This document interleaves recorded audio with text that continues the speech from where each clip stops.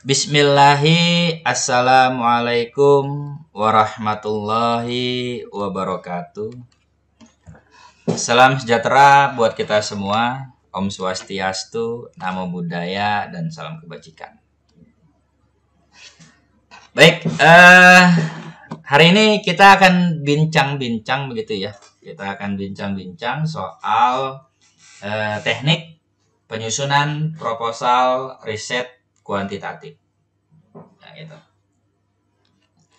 Seperti yang sama-sama kita ketahui bahwa metode riset kuantitatif ini itu sangat mudah begitu ya bagi yang sudah mengetahui teknik-tekniknya.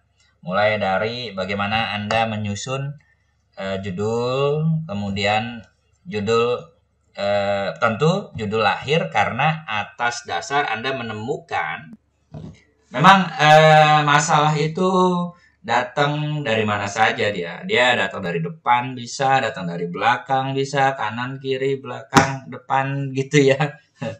Tapi tanpa kita duga bahwa masalah itu akhirnya muncul. Dan tentu masalah muncul perlu kita identifikasi itu sebab musababnya, lalu kenapa bisa demikian. Kemudian begitu sudah diketemukan, maka kita identifikasi masalah-masalah itu apa saja identifikasinya. Kemudian semakin banyak identifikasi yang ditemukan, tentu semakin mudah kita untuk menyusun atau merekatkan masalah yang tadinya besar menjadi padat gitu. Kita padatkan melalui rumusan masalah. Makin mudah kita untuk dari rumusan atau merekatkan masalah yang tadinya besar menjadi padat gitu. Kita padatkan melalui rumusan masalah. Nah, dari rumusan masalah ini tentu tidak sampai di situ kita untuk menyelesaikan sebuah permasalahan. Nah, oleh karena itu pada kesempatan kali ini kita akan bincang-bincang mengenai teknik penyusunan proposal riset kuantitatif. Nah, ini ada kata penyegaran di awal karena fungsinya adalah untuk remind gitu ya, untuk mengingatkan kembali bagaimana teknik-teknik yang sudah pernah kita lalui atau sedang kita lalui. Materi yang saya sampaikan kali ini merupakan paduan atau formulasi begitu ya, atau formulasi untuk mudah kita dalam menyusun kerangka-kerangka apa saja yang harus dilalui. Karena perlu diingat bahwa penelitian kuantitatif itu semua jenis penelitian gitu ya, semua jenis penelitian itu sifatnya harus sistematis, runut dia. Tidak boleh ada yang miss gitu, tidak boleh ada yang bolong di setiap penyusunan. Bila Anda menyusun dari halaman pertama, halaman kedua, halaman ketiga itu harus terikat padu. Mereka memiliki jalinan yang kuat antara halaman per halaman. Jika di halaman satu ada, di halaman kedua tidak ada, maka di halaman ketiga itu perlu dipertanyakan mengapa item tersebut atau teks tersebut muncul. Nah, itu perlu dipertanyakan tuh, datang dari mana dia. Nah, kan gitu ya. Jadi saya memiliki beberapa formulasi gitu ya, formulasi dalam kita menyusun proposal penelitian. Baik, seperti itu saja.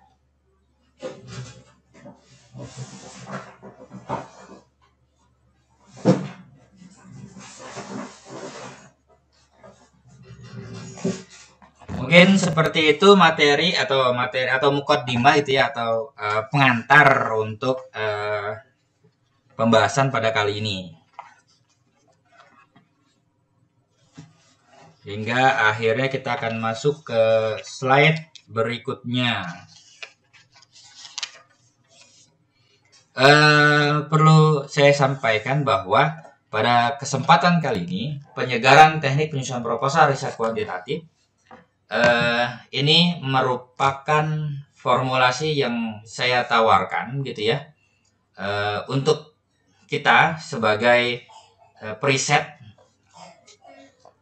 mudah dalam menemukan trik dan tips dalam menyusun. Karena kan selama ini kuantitatif itu sangat ditakutkan gitu ya, kesannya horor gitu.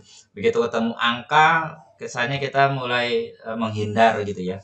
Tidak perlu khawatir soal angka. Angka itu nikmat untuk ditelusuri begitu ya.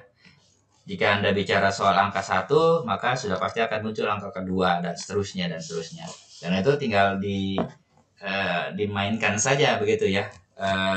Tapi ingat, angka itu tidak ujuk-ujuk muncul gitu, tidak tiba-tiba lahir gitu ya. Dia muncul melalui sebab dan musababnya, atau melalui sebab dan akibatnya. Dia akan muncul tidak mungkin muncul dengan sendirinya. Apabila ia muncul dengan sendirinya, maka sudah pasti ia adalah satu zat yang tidak terbilang gitu ya, satu zat yang tidak bisa dibagi. Nah, maka ketika sudah muncul angka 1, maka muncul angka-angka berikutnya. Nah, angka berikutnya adalah runut dan merupakan silogisme yang harus melalui kaidah-kaidah. Nah, gitu kira-kira. Dan ini adalah bagian pertama saya menyampaikan materi ini. Nanti selanjutnya kita akan bicara soal pengembangan riset-riset berikutnya. Hari ini atau pembahasan pada kali ini kita akan mencoba menemukan formulasi teknik menyusun proposal riset kuantitatif dengan mudah. Itu yang diharapkan ya. Itu yang diharapkan. Faktanya nanti kita lihat. Baik,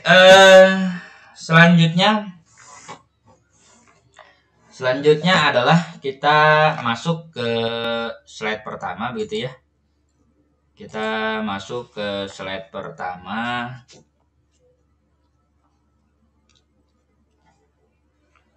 Kita masuk slide pertama.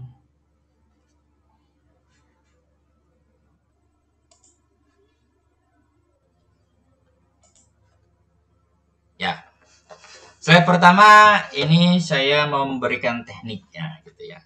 Materi slide pertama ini biasanya saya sampaikan di setiap materi-materi yang sifatnya perlu diberikan perlakuan. Beri perlakuan itu maksudnya adalah bagi kita yang belum bersentuhan dengan dunia realitas begitu ya.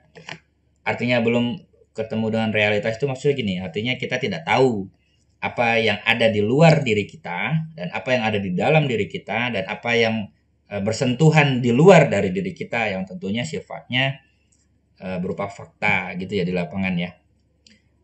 Seringkali kita ketemu sesuatu lah di luar diri kita, tapi kita tidak tahu ini apa. Nah itu maksud saya di situ dunia realitas. Kita seringkali memasuki dunia itu, tapi kita tidak tahu ini apa dan apa. Nah, perlu kita ketahui bahwa dalam menemukan permasalahan gitu ya, dalam menemukan permasalahan kita perlu mengetahui terlebih dahulu apa itu masalah, kemudian bagaimana teknik kita menyusun masalah. Yang kita ketahui adalah melalui frame bahwa masalah itu muncul tidak sekedar tiba-tiba muncul gitu. Dia harus melalui sebab-sebab terdahulu. Jadi apa itu masalah? Masalah perlu diingat baik-baik bahwa masalah merupakan adanya kesenjangan antara fakta yang terjadi dengan yang diharapkan. Jadi kalau ada kesenjangan antara fakta dan yang diharapkan, maka tentu pasti akan muncul yang namanya masalah. Nah, gitu ya. Permasalahannya adalah fakta yang terjadi itu, ya gitu ya. Fakta yang terjadi itu, apakah fakta itu berasal dari diri kita atau muncul dari luar diri kita? Nah, yang di luar diri kita, bagaimana kita menemukan masalah itu? Kita butuh teknik, nah, gitu ya. Jadi dunia realitas itu kita perlu menemukan apa itu realitas. Apa itu realitas? Bagaimana realitas itu terbentuk? Kenapa realitas itu hadir? Nah, gitu ya. Baik, cara pandang seseorang dalam melihat realitas itu banyak teknik ya. Banyak teknik yang mereka lakukan. Saya mengambil referensi dari beberapa guru-guru kita begitu ya, guru-guru filsafat. Guru filsafat seringkali mengajarkan kita bahwa teknik menemukan realitas itu gunakan cara pandang apa gitu ya. Biasanya paradigma itu muncul ketika Anda menemukan masalah, dan itu akan tersusun di bab-bab proposal, bab-bab laporan penelitian. Dan penyusunan itu tergantung dari kesepakatan para akademisi di tingkat, baik tingkat fakultas ataupun tingkat universitas, tergantung kesepakatan mereka. Kesepakatan mereka itu nanti akan tersusun di mana sub itu akan berada. Nah, gitu. Misalnya paradigma penelitian itu ada muncul di bab berapa. Itu kesepakatan para akademisi untuk menyusun kerangka penelitian gitu ya. Kita ikuti panduannya. Jangan sampai para akademisi di tingkat universitas atau di tingkat fakultas mereka sudah menyusun pedoman menyusun kerangka pemikiran, tapi Anda tidak mengikuti. Itu hal yang tidak dibenarkan gitu ya. Anda harus mengikuti panduan itu. Jadi kalau sudah ada panduannya, Anda tinggal ikuti itu. Kalau sudah ada panduannya, maka Anda akan berada di gerbong pengetahuan tersebut. Yang berbahaya adalah ketika Anda tidak mengikuti pedoman. Pedoman sudah ada, Anda malah jalan sendiri. Silahkan saja kalau mau jalan sendiri begitu. Kalau Anda punya peralatan, misalnya peralatan perang gitu, tiba-tiba di tengah jalan Anda ketemu ular berbisa, tidak tahu cara mengatasinya, kan repot juga tuh. Maka kita butuh pedoman atau pegangan lah, atau sandaran yang akan menuntun kita untuk sampai ya gitu ya, untuk sampai ke telos misalnya gitu ya. Contoh, pedoman sudah ada, maka kita ikutin pedoman itu. Struktur penulisannya atau sistematika penulisannya kita ikuti. Apa yang nampak di layar Anda ini adalah teknik aja untuk kita menemukan pengetahuan.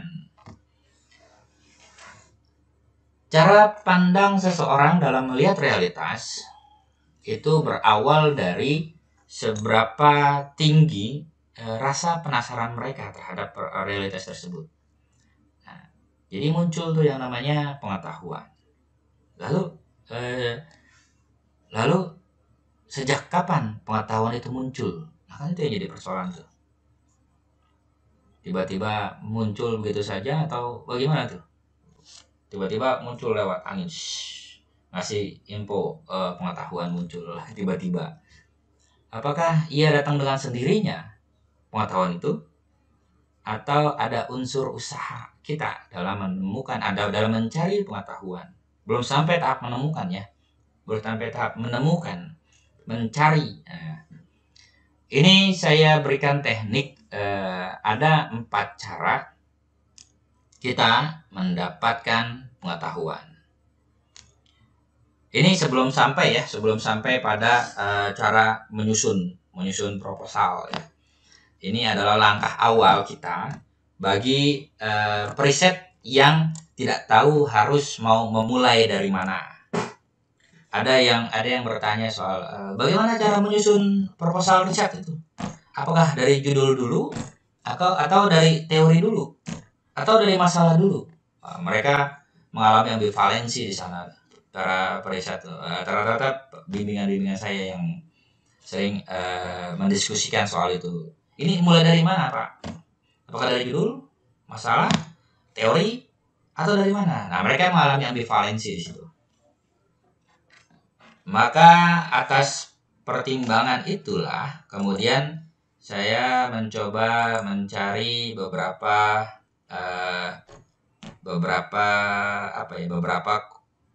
konteks gitu ya, konteks untuk membantu mereka, karena kan kita sebagai makhluk pedagogi gitu ya, makhluk pedagogi itu adalah makhluk yang belajar dan juga mengajar gitu ya, jadi kita tidak selalu melulu mengajar, maka kita juga perlu belajar. Pada saat ini saya yang memberikan info pada Anda, nah, gitu ya, jadi ini tanggung jawab yang besar gitu kira-kira. Baik, 4 cara kita mendapatkan pengetahuan. Ada 4. Ini seperti yang nampak di layar gitu ya. Nampak di layar, yang pertama ada rasionalisme. Kemudian yang kedua ada empirisme. Ada ismenya berarti ada aliran, jadi dia mengikuti aliran itu, nah gitu ya. Kemudian yang ketiga ada intuisi. Kemudian yang keempat ada wahyu. Nah, sebelum kita sampai pada wahyu, kita akan bahas dulu yang pertama.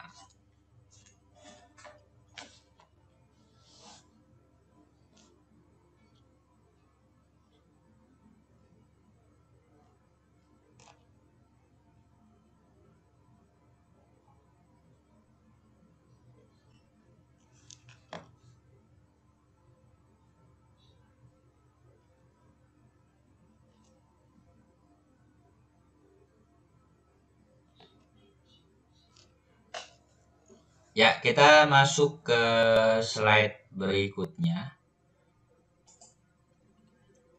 Rasionalisme.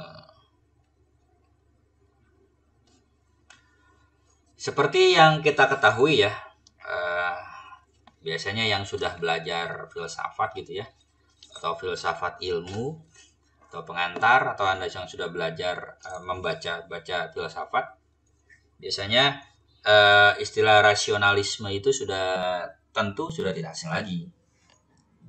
Ya, merupakan gerakan gitu ya, gerakan rasional, gerakan para rasionalis gitu ya. Jadi orang yang mengikuti namanya rasionalisme.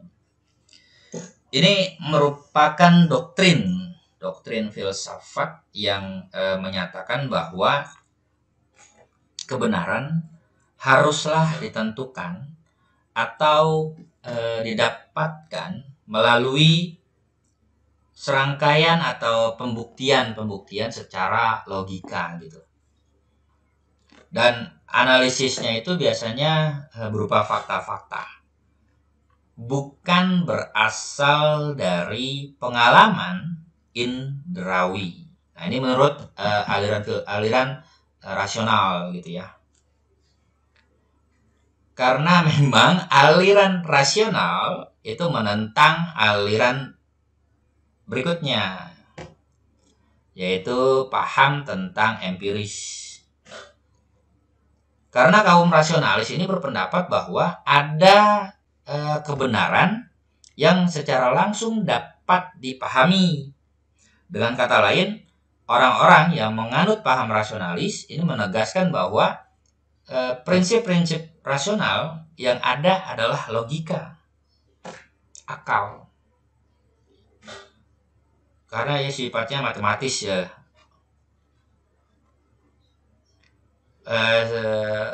Rasional juga rasionalis ada 2 macam.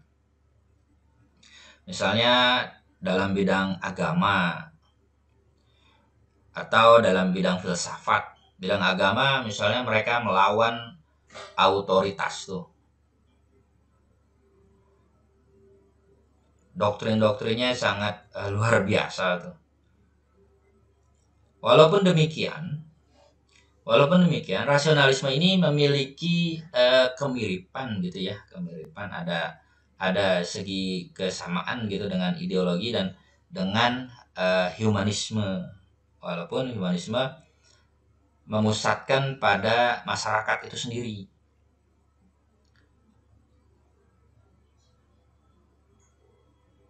Rasionalisme ini ada yang bilang gitu ya, ada yang bilang tidak mengklaim bahwa manusia lebih penting gitu daripada hewan atau elemen alamiah lainnya. Karena rasionalis yang dengan tegas menentang filosofi humanisme yang antroposentrik. Ya, tapi kita tidak terlalu berbicara mengenai filsafat rasional gitu ya. Kita hanya bicara mengenai poin-poin di dalam pemikiran-pemikiran para rasionalis. Kita ambil poin-poinnya saja. Kalau mengenai gerakan-gerakan rasionalis, banyak versi memang gitu ya, karena setiap penulis itu punya frame yang berbeda ketika melihat realitas. Walaupun kita tidak mudah untuk melupakan sejarah yang membangkitkan kita. Jadi kita jangan melupakan sejarah. Itu poinnya, itu aja poinnya. Poin yang bisa kita nikmati begitu ya, kita nikmati dari gerakan-gerakan rasional. Para rasionalis ini mendasarkan diri pada rasio, pada akal. Jadi apa yang tidak nampak oleh mata, apa yang tidak bisa dilihat oleh mata, maka dianggap itu tidak rasio atau tidak rasional gitu ya, yang kita sering gunakan gitu. Misalnya apa yang kita lihat, yang kita lihat di belakang kita, di belakang saya ada layar nih, ada frame, ada kotak di sebelah sini nih. Itu namanya masuk akal. Tapi kalau misalnya ada apa di balik tembok warna putih itu nggak rasional tuh, karena tidak bisa tembus penglihatan kita ke belakang tembok itu. Karena itu dianggap tidak rasional. Maka pemikiran seperti tadi itu menggunakan metode deduktif dalam menyusun pengetahuannya, di mana premis-premis yang dipakai, nah gitu ya, premis yang dipakai dalam penalaran didapatkan dari ide yang jelas dan dapat diterima, seperti paham idealisme. Artinya ada silogisme di situ. Ide itu bersifat a priori dan pra pengalaman yang didapatkan manusia lewat penalaran rasional. Kelemahannya, evaluasi kebenaran premis-premis yang dipakainya dalam penalaran deduktif. Pemikirannya bersifat solipsistik, hanya benar dalam kerangka pemikiran tertentu yang berada dalam benak orang yang berpikir dan sangat subjektif. Nah gitu ya. Coba kita lihat yang lain gitu ya. Nah, aliran empiris berbeda dengan gerakan para rasionalis gitu ya. Empirisme ini merupakan aliran filsafat juga yang menyatakan bahwa semua pengetahuan berasal dari pengalaman. Jadi semua pengetahuan kita itu berasal dari pengalaman. Bahkan ada yang membuat statement bahwa guru yang terbaik itu adalah pengalaman. Karena bagi mereka pengalaman itu adalah pengetahuan yang benar-benar konkret. Karena ia selalu terngiang-ngiang gitu.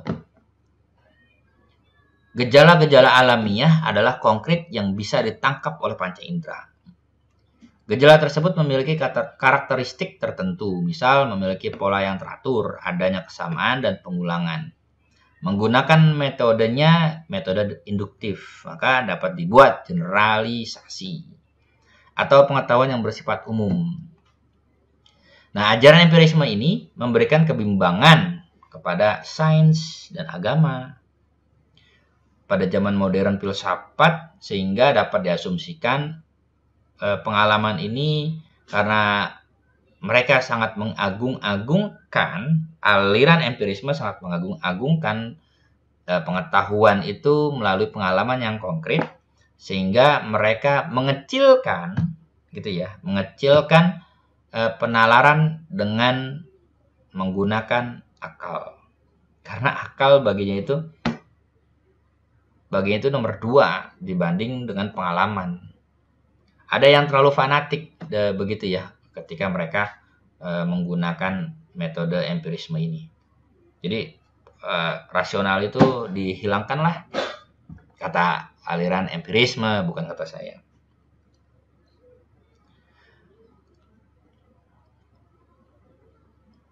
Empirisme ini berasal dari bahasa Yunani empiren yang berarti coba-coba atau pengalaman. Sebagai suatu doktrin, empirisme adalah lawan dari rasionalisme. Untuk memahami isi doktrin ini perlu dipahami begitu ya ciri-ciri pokok empirisme mengenai teori tentang makna atau teori tentang pengetahuan. Misalnya teori tentang makna itu menyatakan sebagai teori tentang asal muasal pengetahuan gitu. Jadi sejak kapan manusia sudah muncul, sejak kapan manusia sudah memiliki pengetahuan? Nah, itu pertanyaan sederhana tuh. Itu harus tahu dulu tuh. Kita harus menelusuri asal usul ide dan konsep. Jadi dari mana tuh ide itu muncul? Kalau misalnya Plato bilang bahwa ide itu seperti kita berada di dalam gua. Dalam gua tuh ide. Apa yang ada di dalam gua itulah pengetahuan kita tuh. Kita tahu apa tentang dalam gua. Misalnya kita pernah ke gua. Di dalam gua itu cuma ada binatang-binatang melata. Gitu. Binatang-binatang melata, kemudian dia gelap, lembab, banyak lumut begitu. Itu pengetahuan kita tuh. Pengetahuan kita karena memang sudah pernah ke goa gitu. Dan apa yang ada di dalam goa ternyata kita memiliki keterbatasan tuh, bahwa goa itu hanya lembab dan tidak mampu menerangi kita. Tapi begitu kita keluar dari goa, wah langsung bahagia luar biasa tuh. Kalau tidak percaya, Anda boleh coba uji pengetahuan Anda, uji akal Anda, uji pengalaman Anda dengan cara berada di dalam satu ruangan gitu ya. Satu ruangan apartemen misalnya. Anda berada di dalam apartemen, kemudian coba berada di sana selama 1 bulan tanpa berinteraksi dengan orang. Tanpa menggunakan handphone, tanpa menonton TV, radio, dan berinteraksi dengan manusia. Tetangga sekalipun. Kira-kira apa yang akan Anda dapatkan selama 1 bulan? Wah, itu luar biasa tuh. Saya pernah melakukan itu. Dan ternyata kebenaran merupakan a posteriori menurut aliran empirisme. Gitu ya. Kebenaran yang diperoleh itu melalui observasi. Filsuf yang terkemuka empirisme ini adalah John Locke. Walaupun ada David Hume, ada Berkeley gitu, ada George Berkeley dan lain sebagainya. Tapi kita tidak bahas. Tapi ada kelemahan di dalam empirisme ini, yaitu pengetahuan yang dikumpulkan cenderung merupakan kumpulan dari fakta-fakta. Apakah itu bagus? Iya, bagus. Itu kan pengalaman dia. Tapi kan belum tentu pengalamannya sama dengan orang lain. Kan gitu. Definisi pengalaman masih belum jelas. Panca indera memiliki kelemahan. Karena gitu. Karena pengalaman yang didapatkan oleh orang itu belum tentu sama dengan pengalaman yang kita peroleh. Mengapa demikian? Karena panca indera kita berbeda satu sama lain. Tentu daya tangkap kita, daya nalar kita, daya imajinasi kita tingkat kehendak bebas kita. Kehendak bebas itu istilahnya adalah free will. Komponen-komponen seluruhan itu berbeda satu sama lain, sehingga dalam menafsirkan informasi yang didapat tentu berbeda. Itulah kemudian kelemahan dari empirisme ini. Jadi jangan mentang-mentang pengalaman ada lebih banyak, itu justru mengecilkan pengalaman orang. Nah, itu berbahaya tuh. Itu fanatik buta itu. Tidak menghargai orang lain tuh. Tidak menghargai pengalaman orang lain. Sudah jelas bahwa pengalaman memang beda-beda. Ya, kita contohnya sederhana misalnya. Misalnya kita di dalam kelas gitu ya. Dalam kelas gurunya sama, mentornya sama, atau dosennya sama, atau kita sebut fasilitator learning lah, facilitate learning. Sebagai murid gitu ya, tentu apa yang kita tangkap dengan yang diceritakan oleh, yang dijelaskan oleh guru atau mentor itu atau dosen tentu berbeda, lain hal dengan tetangga kita atau mahasiswa lainnya atau murid yang lainnya.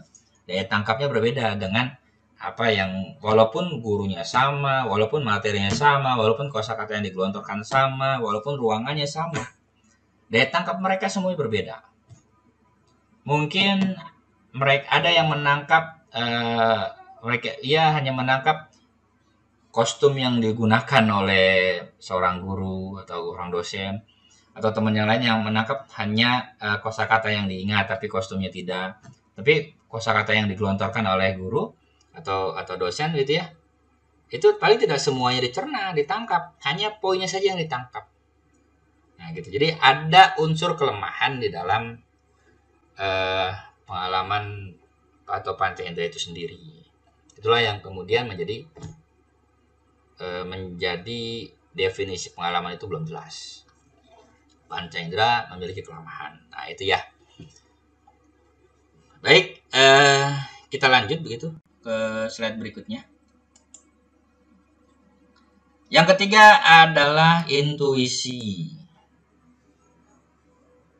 Ya, intuisi. Seperti yang kita ketahui bahwa intuisi ini merupakan pengetahuan yang didapatkan tanpa melalui proses penalaran tertentu, bersifat personal, bersifat personal dan tidak bisa diramalkan.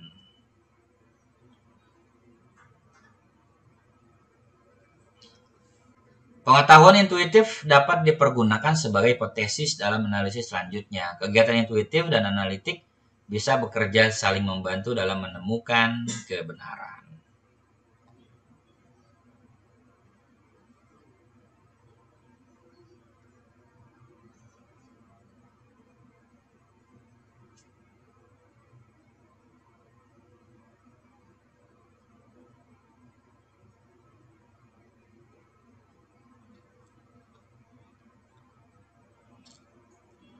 Intuisi ini merupakan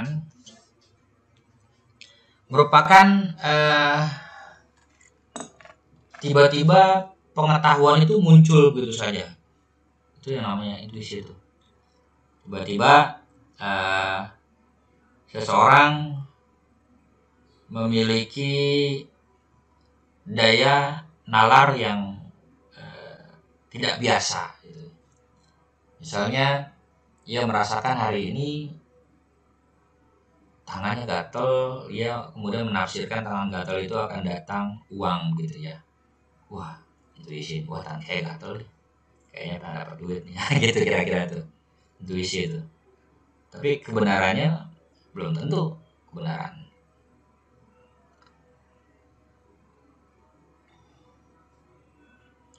Intuisi ini kalau bahasa sederhananya bisa diartikan gerakan jiwa gitu, atau gerakan mata batin, gerakan hati gitu ya, gerakan hati, sehingga ada getaran-getaran perasaan yang muncul tiba-tiba begitu saja gitu. Misalnya Anda sedang duduk gitu ya, Anda sedang duduk di kantin gitu.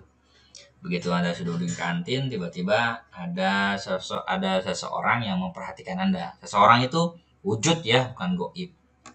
Dia wujud. Kemudian Anda berintuisi, tiba-tiba, loh ini orang merhatiin saya terus nih. Begitu Anda nengok ke kanan, dia nengok balik, twing, ketemu tuh namanya. Ketemu, ada klik di situ tuh. Aduh, ada baik. Nah, tiba-tiba Anda merasakan itu. Nah, itu intuisi itu. Terus tiba-tiba Anda tafsirkan, ini orang kok memperhatikan saya terus, dan jangan dia naksir. Belum tentu. Anda harus buktikan dulu tuh. Itu hipotesa namanya itu. Itu namanya dugaan. Dugaannya. Nggak tahu itu husnujon atau seujon itu. Itu baik sangka atau buruk sangka tuh. Tapi dugaan itu harus Anda uji. Bagaimana cara mengujinya? Anda susun hipotesis. Hipotesa yang Anda buat, kemudian diuji kebenarannya melalui seperangkat instrumen. Nah, instrumen itu namanya adalah instrumen kunci dari kuantitatif adalah kuesioner atau angket. Angket itu yang kemudian Anda sebagai alat untuk menganalisis apakah ini benar atau ini tidak benar. Nah, gitu. Kita masuk tuh yang namanya penelitian kuantitatif. Anda boleh saja menggunakan intuisi, boleh saja tidak menggunakan itu atau menggunakan model yang lain, nggak apa-apa, is okay. Namanya juga teknik menemukan pengetahuan. Karena memang teknik yang dilakukan orang itu berbeda dengan teknik yang dilakukan orang yang lain.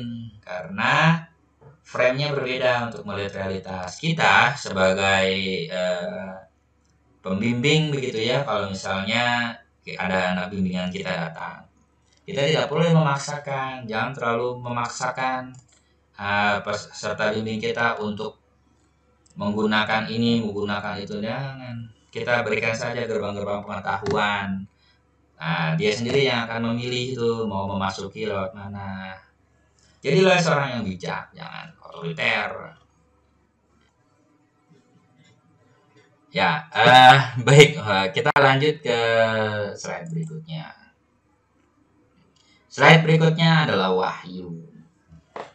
Nah, ini adalah sumber kita menemukan pengetahuan. Wahyu merupakan pengetahuan yang disampaikan Tuhan kepada manusia lewat nabi-nabi yang diutusnya sepanjang zaman. Agama merupakan pengetahuan bukan saja mengenai kehidupan sekarang. Ya, nanti dari sini baru kita akan susun bagaimana Anda menyusun metodenya, bagaimana Anda menyusun teknik questioner. Nah, itu ya, kita sampai sama nanti. Mudah-mudahan cukup waktunya nih. Wahyu, agama merupakan pengetahuan bukan saja mengenai kehidupan sekarang yang terjangkau pengalaman, namun juga mencakup masalah-masalah bersifat transendental seperti latar belakang penciptaan manusia dan akhirat. Agama dimulai dengan rasa percaya, dan lewat pengkajian selanjutnya kepercayaan tersebut bisa meningkat atau menurun. Ilmu dimulai dengan rasa tidak percaya, dan setelah melalui proses pengkajian ilmiah kita bisa diyakinkan atau tetap pada pendirian semula. Nah, ini berbeda ya. Jangan sampai ada yang bilang belajar filsafat itu bikin gila, keluar keyakinan ada dari agama. Jangan. Berbeda karena sifatnya dua tadi tuh. Kalau agama dimulai oleh rasa percaya. Anda meyakini agama Anda, maka Anda harus percaya itu pedoman kitab suci Anda tuh. Kalau Anda tidak dimulai oleh rasa percaya, berarti Anda tidak meyakini agama Anda tuh. Kalau Anda tidak meyakini, maka tidak perlu diikuti. Gitu ya. Orang yang meyakini, orang yang mengikuti. Kalau Anda tidak mengikuti, berarti Anda tidak percaya. Maka muncul tuh aliran agama yang ada di KTP doang, tetapi perilakunya tidak mencerminkan agama. Kalau ilmu itu dimulai dari rasa tidak percaya, kan jelas tuh. Kalau kita di dalam surat Al-Baqarah tuh sudah jelas tuh dari kalimat pertama tuh. Dzalikal kitab la raiba fi. Nah, itu udah jelas tuh. Tidak ada keraguan di dalamnya. Maka memulai agama itu adalah dengan memegang pedoman kitab suci. Kalau Anda tidak memegang kitab suci Anda, berarti Anda tidak orang yang tidak percaya dengan agama Anda. Nah, gitu ya. Tapi ilmu itu dimulai dari rasa tidak percaya. Jadi ragukan semuanya, baru Anda uji. Nah, itu yang namanya ilmu tuh. Berbeda dengan agama. Ingat ya baik-baik ya, bahwa agama dimulai dari rasa percaya, ilmu dimulai dari rasa tidak percaya. Sehingga ketika Anda mengujinya, Anda menambah yakin dengan pendirian keyakinan Anda tuh. Kalau semakin yakin, maka Anda hakul yakin dan tidak bisa digoyangkan. Maka para mahasiswa tuh ketika sidang, mereka tidak memiliki kepercayaan diri, sehingga mudah sekali digoyang karena keyakinannya tidak 100% yakin kepada keilmuannya. Itu yang menyebabkan mereka mengalami demam panggung atau tiba-tiba ngeblank gitu pada saat di sidang. Anda perlu yang mengalami hal itu, Anda perlu membaca judul riset saya tuh yang berjudul Kecemasan Mahasiswa dalam Presentasi. Silakan dicari di jurnal-jurnal. Baik, kita masuk. Oke ya.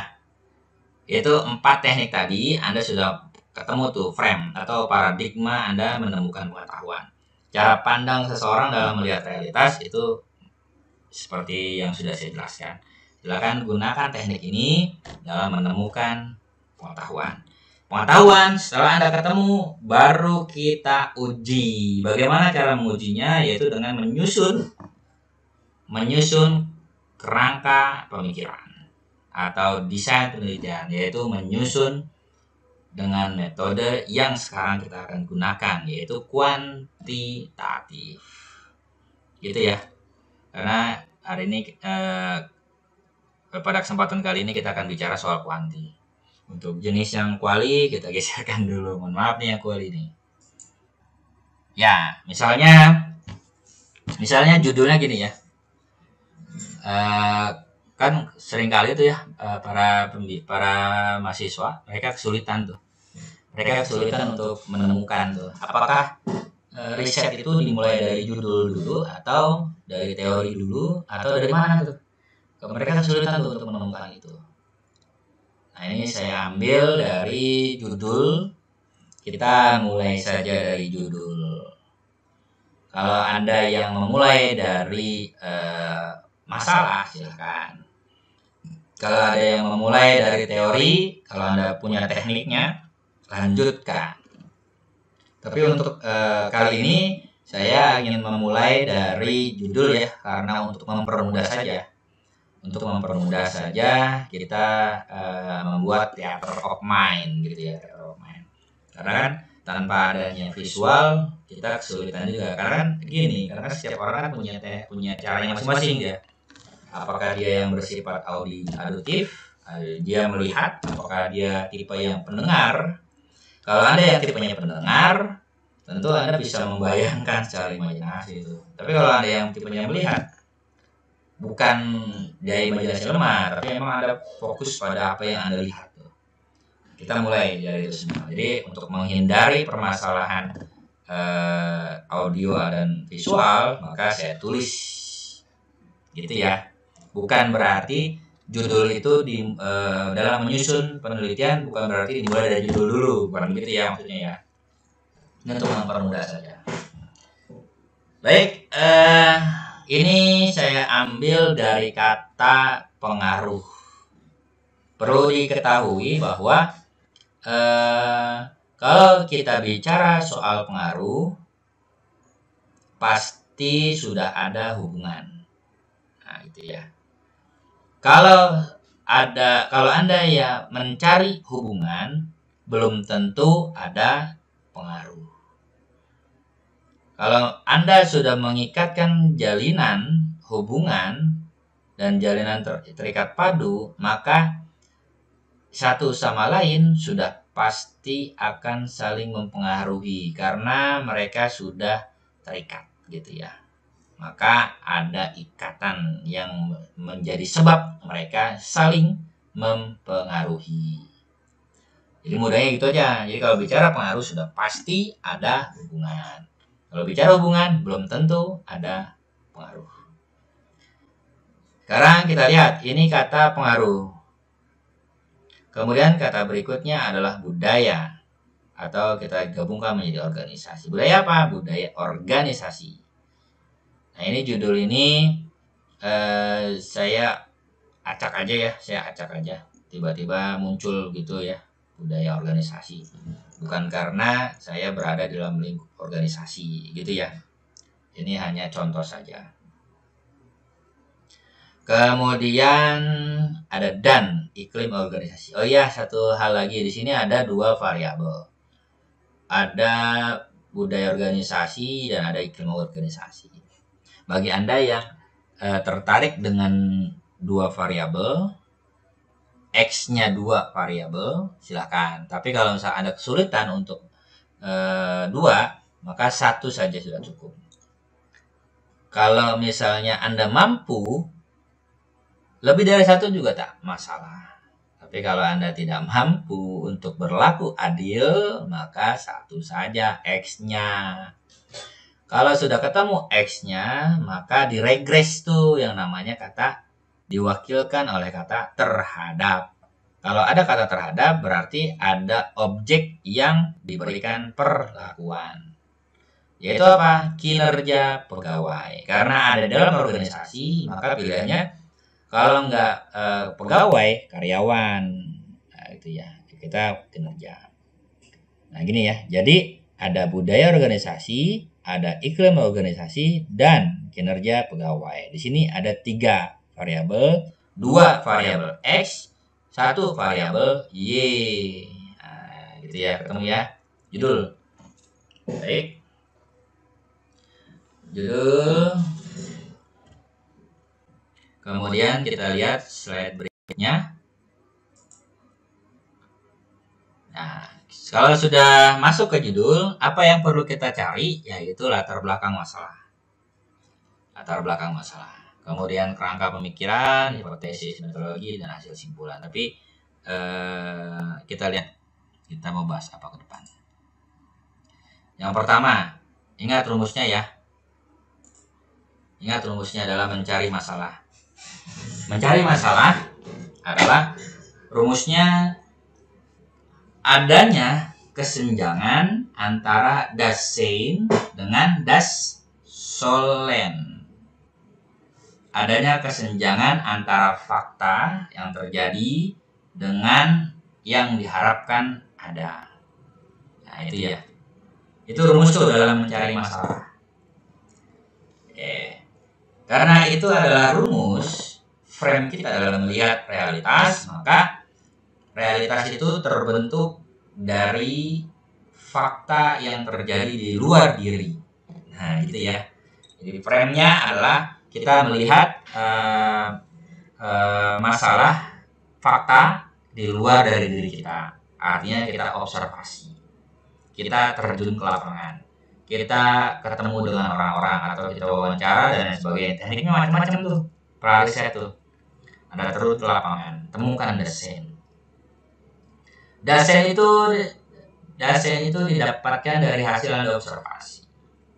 Misalnya, tadi adalah judulnya adalah budaya organisasi, kemudian ada iklim organisasi. Kita lihat di dasennya. Dasennya ada A, pemberian sanksi bagi pegawai tetap yang datang bekerja terlambat. Itu fakta gak tuh? Pemberian sanksi pegawai tetap yang datang bekerja terlambat. Ini fakta yang terjadi di dalam organisasi. Kebiasaan datang terlambat adalah kebiasaan buruk di antara para pegawai instansi. Nah, itu ya, ini fakta yang terjadi. Kemudian adanya pemberian remunerasi yang tidak sesuai kepada seorang pegawai sebagai imbalan atau penghargaan atas pekerjaan atau kontribusi yang sifatnya rutin kepada organisasi tempatnya bekerja. Nah, ini fakta yang ditemukan. Kemudian yang ada perbedaan remunerasi, komunikasi antar pegawai dan komunikasi yang itu fakta itu. Kemudian ada remunerasi yang menimbulkan kecemburuan di antara pegawai. Nah, Ini fakta-fakta yang terjadi di lapangan nih. Seharusnya bagaimana? Seharusnya di dalam organisasi itu adanya harapan bahwa budaya organisasi dan iklim organisasi itu memberikan pengaruh positif terhadap kinerja pegawai. Harusnya begitu di dalam struktur organisasi, bahwa organisasi itu mampu mengikat karyawan-karyawan, mampu mengikat pegawai-pegawai agar mereka produktif. Nah, gitu ya. Tapi fakta yang terjadi tidak. Justru malah menimbulkan gap komunikasi antar pegawai. Nah, ini faktanya nih. Nah, Anda temukan fakta itu tuh. Dasolennya dari mana? Dasolen itu merupakan harapan. Harapan apa? Harapan variabel yang Anda bentuk. Nah, gitu ya.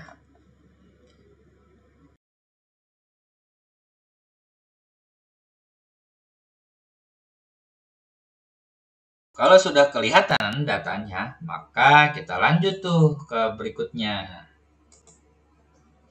Nah, misalnya adanya kesangkauan bagi pegawai tanggung jawab cetak kontrak, pemerintah sesuai. Adanya status karyawan yang berbeda, mengakibatkan adanya perbedaan perlakuan. Ini jelas nih perbedaan nih. Sehingga perbedaan inilah yang memunculkan konflik. Nah, gitu. Kemudian kalau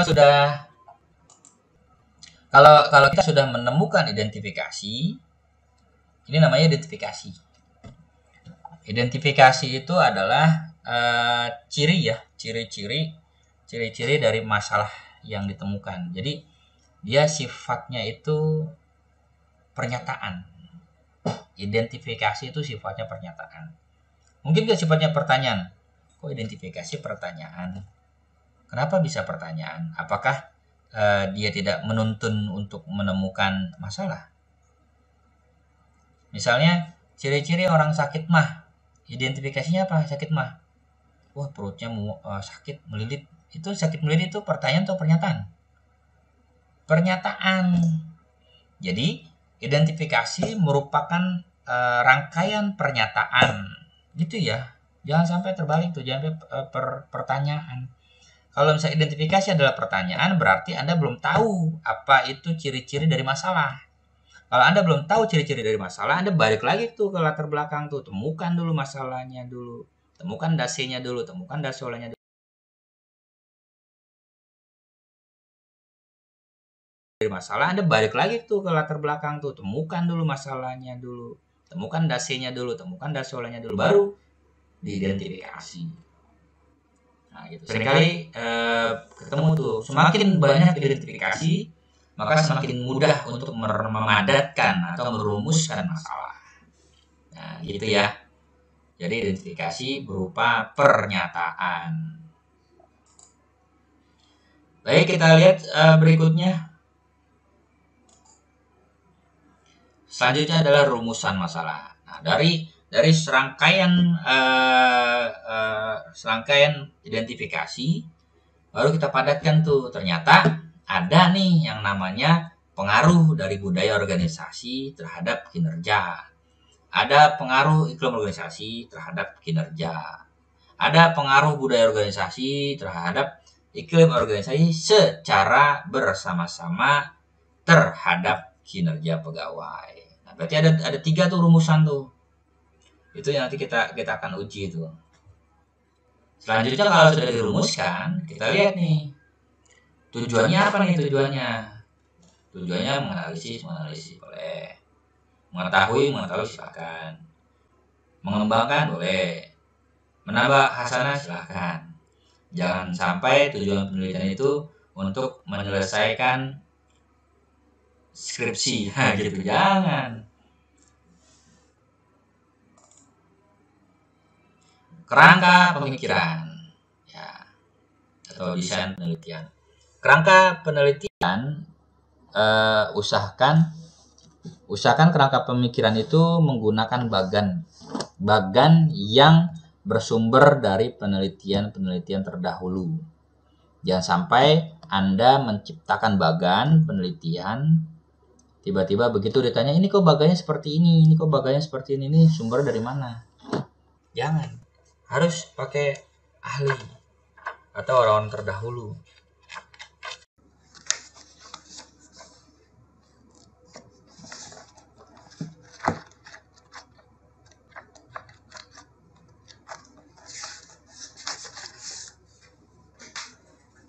Konstelasi penelitian yang saya gunakan ini saya mengadopsi dari penelitian terdahulu, kemudian saya modifikasi. Bagian apa yang saya modifikasi? Pertama bagian X1-nya. Ada X1-nya cuma 1, tapi Y-nya 2. Tapi kali ini saya akan lihat tuh, atau X-nya 2. X yang pertama adalah budaya organisasi, kemudian X yang kedua adalah ilmu organisasi. Nah, inilah yang kemudian akan diregres tuh ke kinerja pegawai, ke kinerja karyawan atau pegawai. X1 diregres tuh ke karyawan H1, hipotesis 1. Kemudian yang kedua ilmu organisasi. Kemudian yang ketiga secara bersama-sama. Nah, ini bikin kotak seperti ini nih. Kemudian ditarik hipotesis 3. Nah, gitu ya. Tapi lebih menarik itu Anda gunakan kerangka pemikiran langsung berawal dari grand teori, apply teori itu lebih menarik tuh. Kalau ini langsung pada apply teori. Kalau apply teori itu memang mempermudah kita. Ada mengapa demikian? Karena gini, karena ada beberapa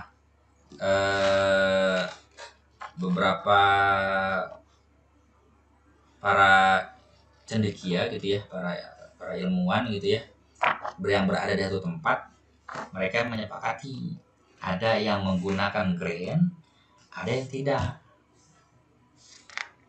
Kalau misalnya ada kelompok itu, ada yang tidak menyukai grand teori atau middle teori, tapi Anda menggunakan itu, wah itu siap-siap Anda dibantai.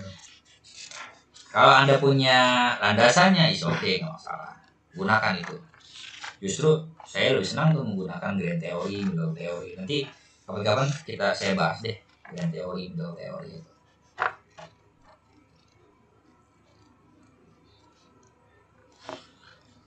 Karena penggunaan grand teori, middle teori, apply teori itu menarik untuk kita gunakan tuh. Misalnya grand teorinya Anda menggunakan grand teori besar, karena gini ya, karena ilmu sosial itu yang dikaji adalah perilaku manusia. Nah, perilaku manusia itu sulit sekali untuk diprediksi. Karena perilaku manusia sulit untuk diprediksi, maka kita butuh grand besar untuk menaungi perilaku itu. Nah, ketika kita menaungi perilaku itu, maka kita memilih salah satu teori besar untuk mampu mendeteksi atau meramalkan perilaku seorang. Kalau sudah kita pilih modelnya, maka kita gunakan model itu lalu di breakdown lagi menjadi menjadi middle. Nah, middle ada yang bilang bahwa middle itu ada 2 konsep, ada 2 teori itu. Misalnya ada orang yang dikasih stimulus, lalu kemudian langsung direspon. Ada orang yang dikasih stimulus, responnya lama sekali. Kita sudah kasih kode macam-macam, tapi tidak direspon. Dikodein aja nggak ngerti, apalagi tidak dikodein gitu ya. Jadi ada dua jenis tuh manusia tuh. Ada orang yang dikasih stimulus langsung direspon. Ada orang yang dikasih stimulus tapi lama sekali responnya. Nah, itu ada dua model tuh dalam middle teori. Nah, setelah sudah ketemu, pilih salah satu. Apakah ia masuk orang yang stimulusnya langsung direspon atau tidak? Setelah sudah terpilih, maka di breakdown lagi menjadi apply. Nah, apply teori kemudian muncul tuh. Baru muncul tuh yang namanya apply teori. Nah, dari apply teori kemudian di breakdown lagi menjadi rumusan masalah, di breakdown lagi menjadi variabel, di breakdown lagi menjadi indikator. Nah, nanti kita akan bahas deh soal kerangka pemikiran itu. Ini yang Anda lihat di layar itu adalah teori ya. Jadi langsung saya menggunakan desain penelitian. Kita lanjut. Ya, kalau Anda sudah muncul yang namanya desain penelitian, jangan lupa dikasih kerangka pemikiran itu. Kenapa? Sebab Anda menulis pengaruh budaya organisasi terhadap kinerja karyawan. Itu kasih tuh deskripsinya tuh, keterangannya kasih keterangannya tentang pengaruh budaya organisasi. Apa alasan Anda memilih itu. Anda temukan tuh, ada urai di situ tuh.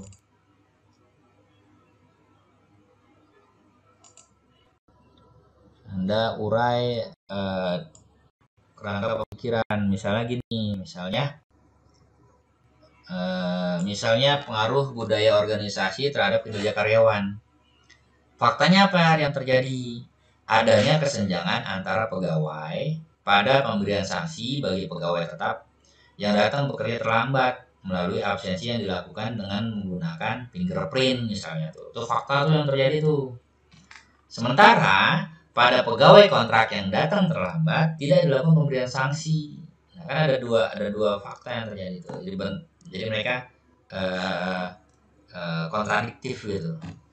Kemudian masukkan teori-teorinya tuh. Menurut Robert, misalnya Robert terdapat 3 tipe budaya organisasi, ada yang konstruktif, pasif, defensif, agresif, dan lain sebagainya tuh. Cari teori-teori yang lain lagi untuk memperkuat.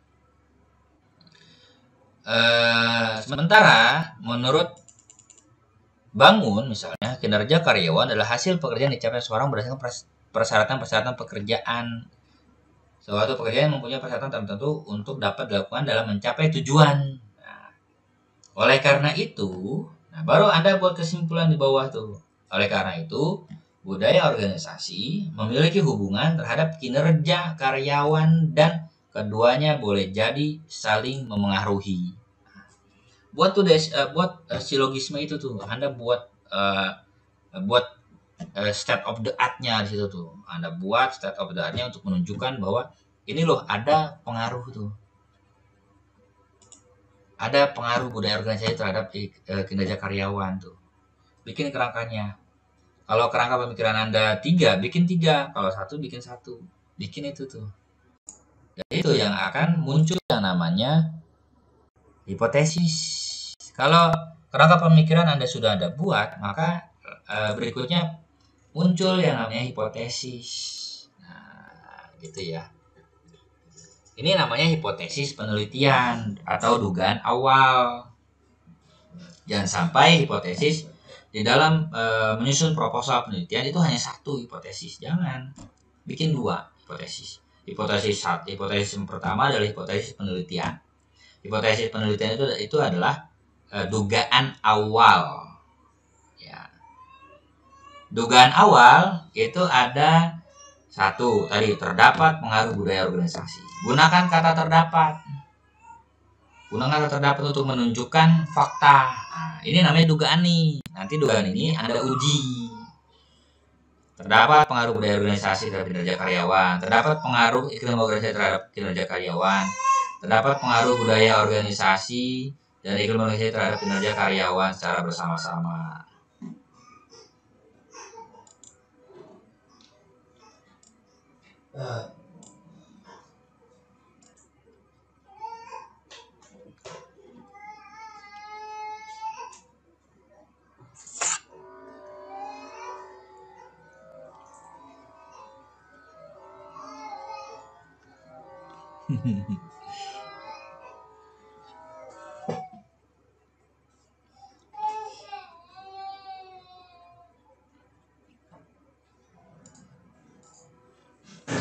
Ya, kalau hipotesisnya sudah muncul di awal, berarti Anda sudah menyatakan diri ini dugaan. Ini dugaan awal. Dan dugaan ini harus diuji. Jangan sampai tidak.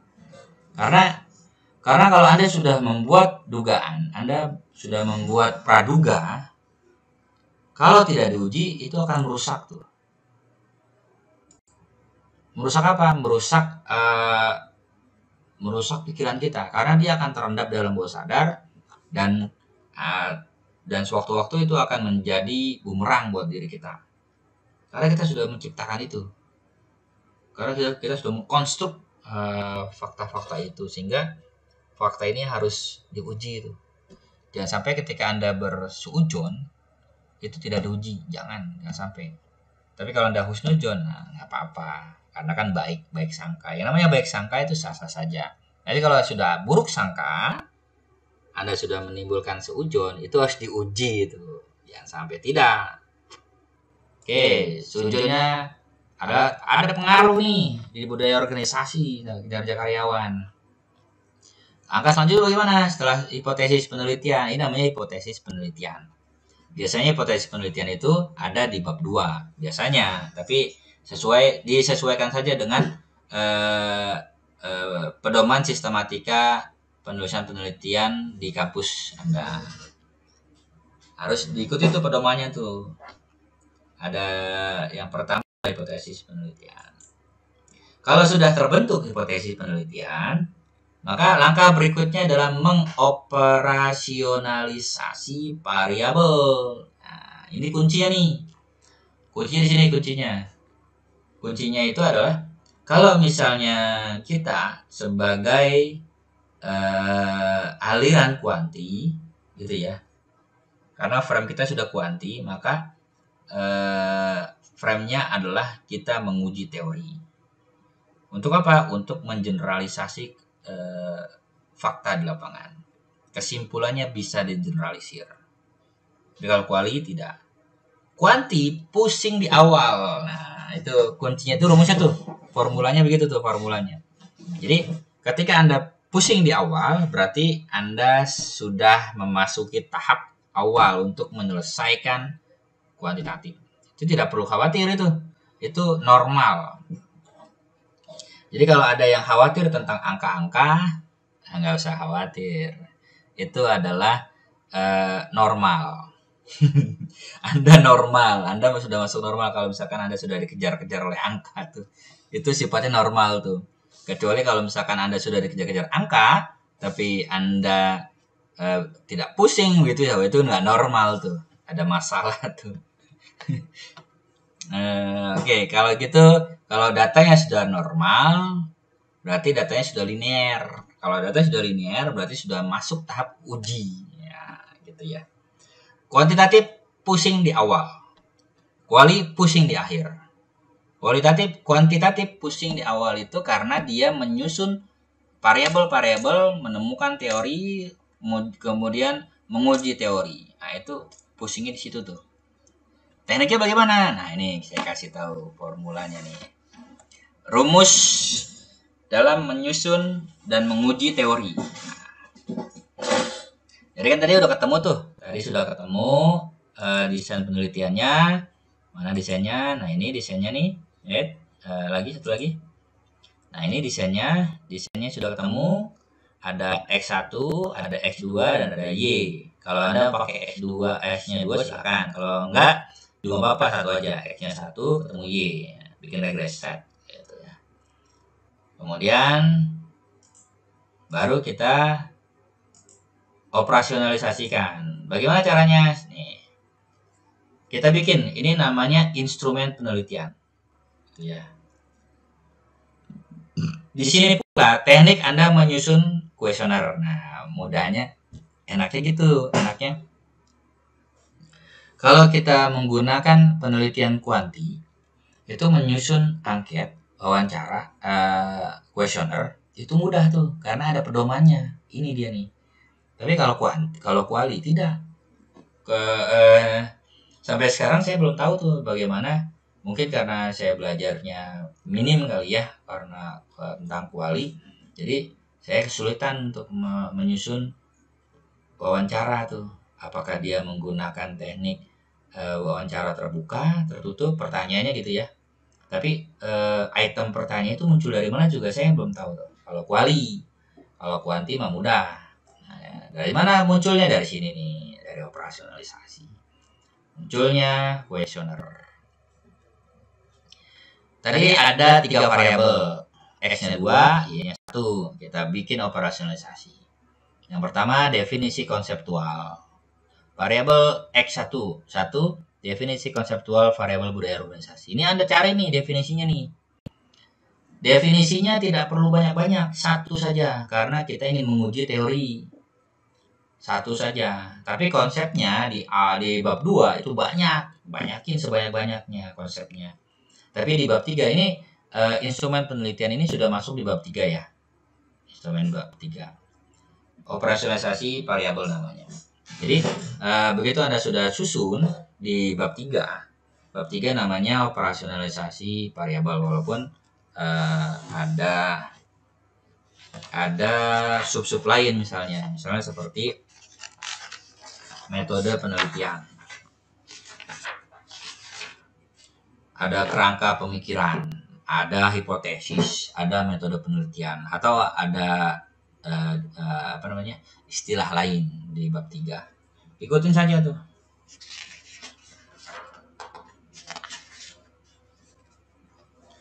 Kalau misalnya di pedoman sistematika penulisan yang ada di kampus Anda tidak menggunakan metode penelitian di bab 3, tapi adanya di bab 2, oke, ikutin. Yang penting ada pedoman. Nah, setelah Anda masukkan ke metode penelitian, masuk yang namanya instrumen penelitian atau pengujian instrumen penelitian. Kemudian di bawahnya di subnya namanya operasionalisasi variabel, terdiri dari variabel X1. Nah, definisi konseptual, cari konsep variabel X yang benar-benar sesuai dengan apa yang Anda cari, sesuai dengan kriteria Anda tuh. Pilih satu konsep saja. Setelah muncul satu konsep itu, kemudian konsep itu di breakdown. Nah, gitu ya. Di breakdown menjadi apa? Breakdown menjadi operasional variabel. Nah, ini dia. Operasional. Misalnya gini, misalnya konsepnya adalah cantik. Cantik itu operasionalnya apa saja tuh? Anda pilih dari pendapat ahli, kemudian dari pendapat ahli pilih berapa item tuh. Ada 1, 2, misalnya item pertama, cantik itu rambutnya panjang atau cantik itu rambutnya pendek. Anda pilih tuh 1 sampai banyak tuh. Tapi jangan lupa itu bersumber dari dari pendapat para ahli. Masukin di situ tuh. Kalau sudah masuk di definisi operasional, pilih salah satu, baru Anda breakdown lagi menjadi matriks penelitian, atau istilah lain adalah dimensi penelitian, atau ada istilah lain yaitu kisi-kisi instrumen.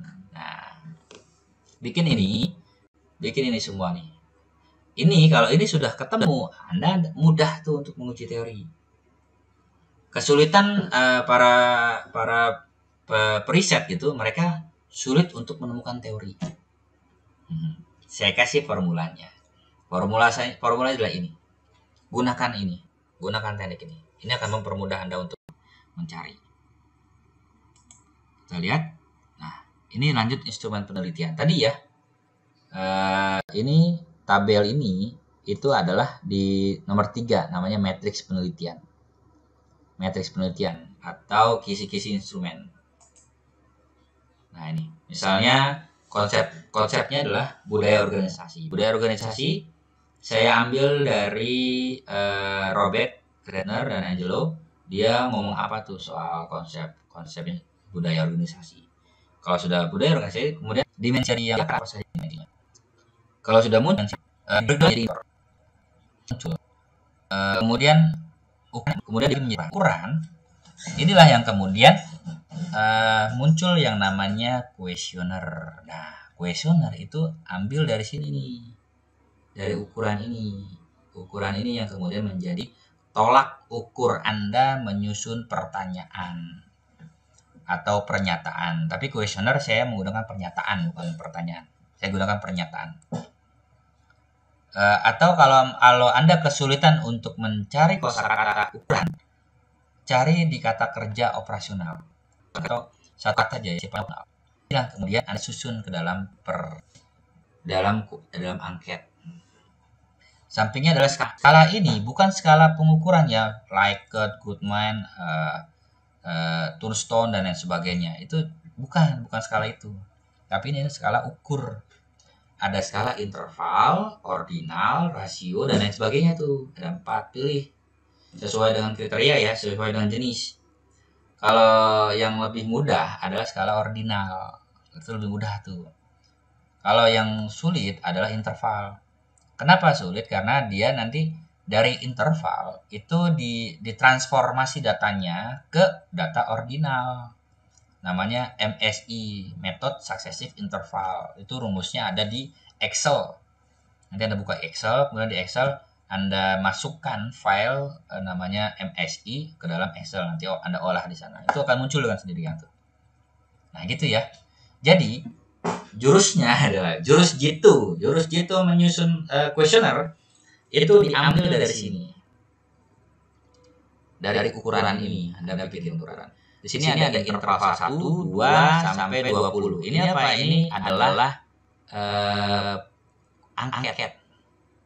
Nah, ini angket pertama, ini angket kedua, sampai angket 20. Jadi, satu variabel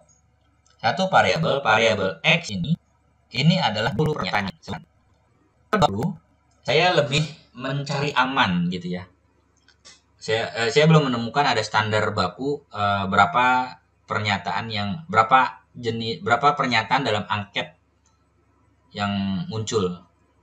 Saya belum menemukan ada standar bakunya, tapi saya mencari aman, yaitu amannya adalah 20. Kalau kurang dari 20, ada kemungkinan datanya itu lebih rendah, lebih sedikit. Jadi saya menggunakan data 20 angka pernyataan dalam angket, gitu ya.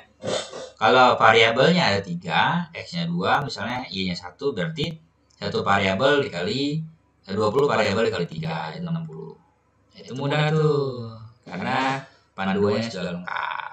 Nah, oke ya, gitu ya. Jadi, ini adalah variabel itu dalam konsepnya budaya, kemudian di breakdown lagi menjadi dimensinya apa saja. Kemudian di breakdown lagi menjadi indikator, kemudian di breakdown lagi menjadi ukuran. Kemudian ini adalah tuntunan kita untuk menyusun. Kemudian kita lihat slide berikutnya. Lanjut menyusun kuesioner. Nah, kuesioner nih kita lihat. Kita lihat nyusun kuesioner.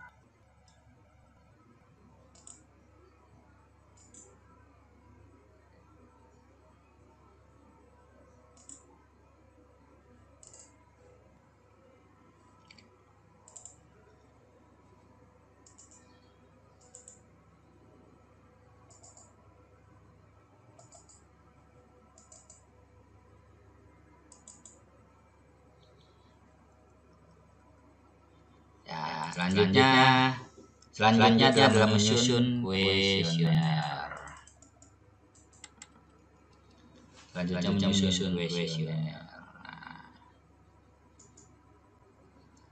Pertama kita ucapin dulu yang terhormat, lembar. Kemudian kita siapin lembar persediaan.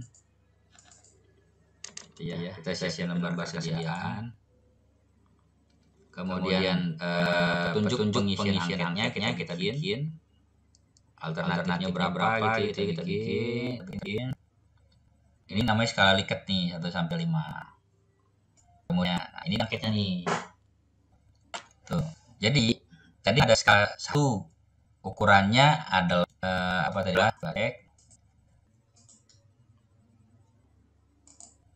ukurannya adalah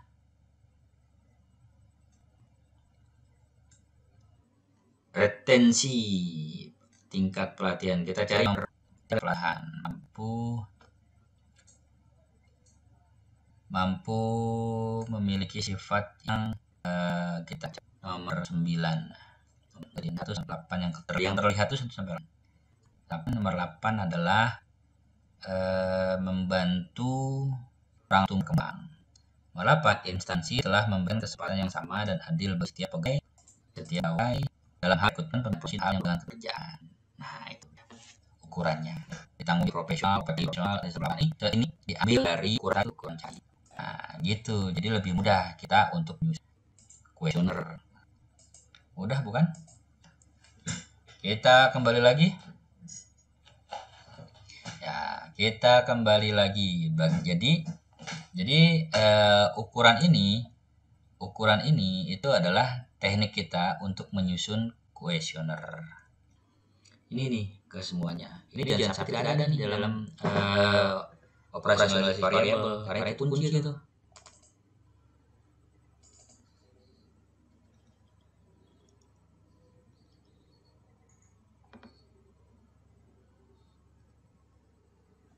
Itu kunci itu jangan sampai hilang. Karena itu yang menjadi tolak ukur kita. Nah, kalau sudah Anda buat variabel X1, terus Anda susun lagi tuh sampai variabel yang Anda inginkan. Oke, lanjut menyusun kuesioner, ini sudah. Kemudian lanjut ke penelitian. Baik, metode penelitian karena kuesioner ini sudah dibentuk, maka metode penelitiannya kita bahas di lain waktu. Dan waktu ya, ini waktunya sudah panjang ini. Ini waktunya sudah hampir 2 jam kurang. Baik, kalau begitu sampai di sini ya materi yang bisa saya sampaikan. Kurang lebihnya saya mohon maaf gitu ya. Kalau ada yang ingin ditanyakan, silakan aja diajukan di kolom komentar atau di kolom di chat gitu ya. Itu ada teks yang berjalan, ada teks berjalan. Anda bisa kirim-kirim gitu di sana. Nanti saya akan kirimkan juga link untuk masuk ke grup Telegram khusus untuk membahas komunikasi juga bisa, manajemen juga bisa, karena kan sifat ilmu sosial. Khusus untuk membahas riset kuantitatif. Nah, kita saling bertukar pikiran di sana. Anda silakan masuk ke grup Telegram itu. Baik, sampai di sini materi yang bisa saya sampaikan. Saya ucapkan terima kasih. Billahi taufiq wal hidayah. Wassalamualaikum warahmatullahi wabarakatuh.